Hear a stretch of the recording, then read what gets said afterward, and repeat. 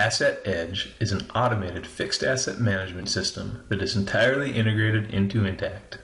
The application was designed to be a low-cost fixed asset management system that allows for increased visibility into your assets and decreased time spent managing your assets. The application shows up as another menu within Intacct. Just like any other Intacct module, when I click the Overview button on the menu, I am taken to a visual representation of the application. Over the next 10 minutes, we will go through each area of functionality, starting with asset acquisition. Fixed assets can be added to the system directly from your Intacct purchasing process.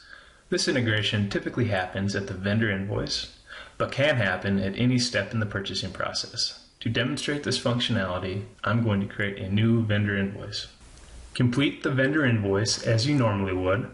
The item being purchased must be categorized as a fixed asset in the item information.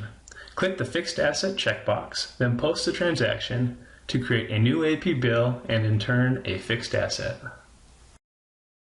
Fixed assets can also be created directly from the accounts payable module and also from the fixed asset module itself. We will cover that functionality later in the demo. To view the new asset, go to the Fixed Asset Application menu and hover over Assets, then click the List button. The asset is in a state called Waiting to be Capitalized. What this means is that it was purchased but not yet given an identity. In this stage of the process, I can give the asset an identity by placing it into service, or I can split the purchase into multiple assets. As an example, I would use this functionality if the purchase was for 50 employee laptops and I want to capitalize and track each laptop separately. Rather than doing this, we will instead place the asset directly into service.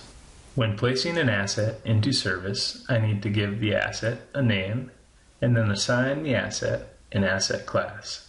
Let's take a look at the asset class to better understand the purpose behind it. The asset class contains all of the accounting rules for each asset.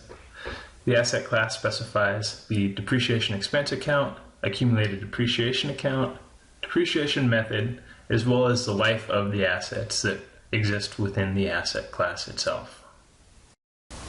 Next, I can assign the asset to the various Intacct dimensions, as well as give the asset several other characteristics, such as whether or not it's in use, the ownership of the asset, as well as assign the asset a parent asset. The asset management system has the idea of linking assets together via parent-child relationships. A common use for this would be to link the improvement of a building back to the original building itself. I can also give the asset a quantity and description, as well as attach various documents and photos of the asset if so desired. I can also assign an asset a physical location. The physical location is completely separate from the Intacct location dimension. It has no accounting impact and is used for operational purposes to track the whereabouts of your assets. In the same spirit as physical location, I can also assign an employee to an asset. Finally, to place the asset into service, I click the Yes button. Clicking this button will create the asset's depreciation schedule and also place the asset's value into the appropriate asset balance sheet account. Once the asset is in service, you can view all details of the asset and related Intacct components from a single screen. By clicking on the Depreciation Information link, I am taken to the asset's depreciation schedule. Clicking the Additional Information link takes me to a map of the asset, as well as other asset information such as photos, documents, and other asset details. Depreciation expense can be booked in bulk for all assets or in a one-off manner for an individual asset. I will first show you the one-off method and then I will show you the bulk method. First, I click the Edit button on the asset itself. I am taken to the depreciation schedule. I find the depreciation period for which I would like to post and click the Create Post button. I then click the Proceed with Post button and the depreciation expense will be created on the fly for that particular asset. Directly from the asset, I can click on the link to drill into the GL batch that was just created for that particular depreciation expense line item. As you can see, the asset is linked directly to the GL batch itself.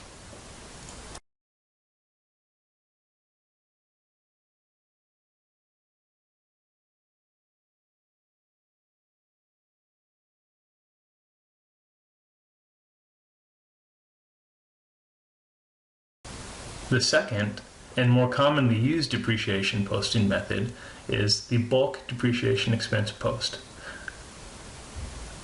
To use this, I click on the post depreciation link, and then I click the new post depreciation expense. I simply select the period for which I would like to post and click the Create Post button. The dialog that ensues will warn me that I'm beginning to kick off the depreciation posting process. Before depreciation is posted, I will have an opportunity to review and make changes to the depreciation posting. The screen that follows will show me by asset and asset class the depreciation that will be posted if I were to post depreciation right now. I have the opportunity to detach assets from this depreciation posting as well as attach assets. Assuming everything looks good, I click the Post Depreciation button, which takes me to a dialog where I have one more opportunity to confirm the posting. Clicking the Yes button will kick off the posting process. The posting process is a bulk posting process. Depending on the number of assets in the system, this process could take up to a couple of minutes to complete.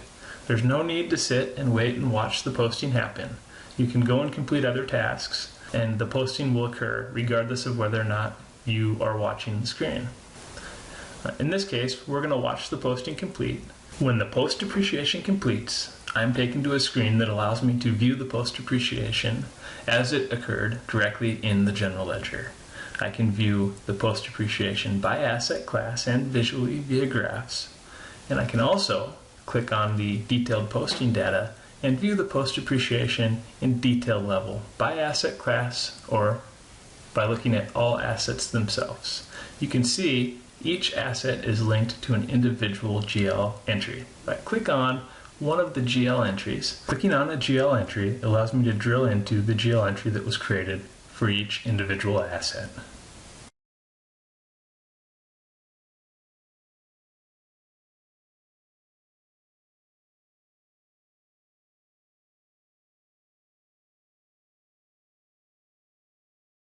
Next, we are going to look at reporting within the fixed asset system. Reporting within the fixed asset system occurs directly from the general ledger itself. There are several canned reports that come out of the box with the fixed asset system. As an example, I'm going to click on the Asset Additions report.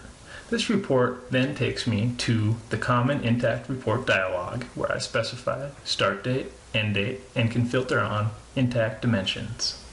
To view the report, I simply click the View button, and the Asset Additions report then displays on the screen.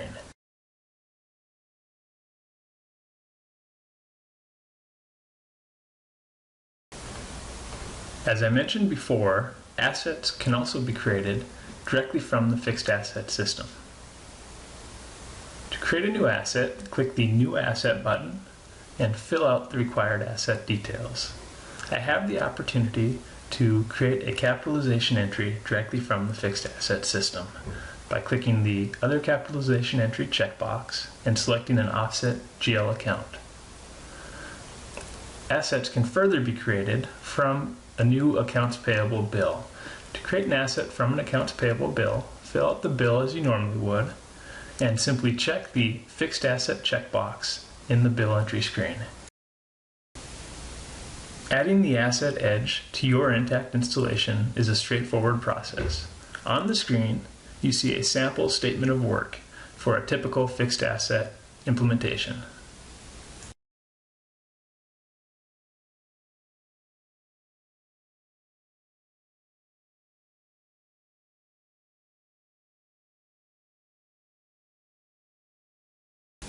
AssetEdge is sold on a subscription model.